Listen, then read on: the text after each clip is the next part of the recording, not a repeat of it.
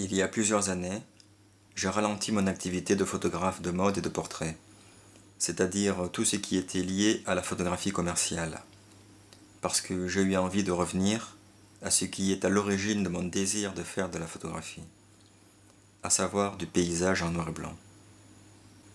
Les 85 photographies qui seront présentées dans mon livre ont été réalisées sur une période d'environ 10 ans, essentiellement faites aux États-Unis d'Amérique et dans le nord du Canada, mais aussi dans quelques régions d'Europe, parce que je trouve cette lumière crépusculaire que j'aime et qui est propre aux villes européennes, comme à Venise ou Prague, par exemple.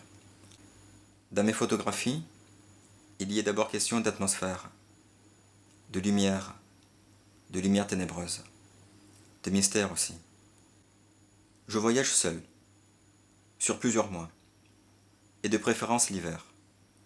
J'ai peu de matériel, un boîtier 24-36 argentique et un objectif standard.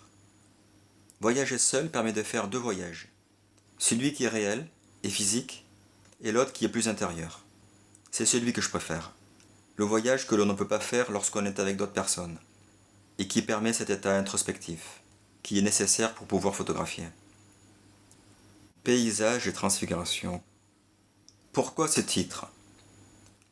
Car il s'agit bien sûr de photographie de paysage. Transfiguration.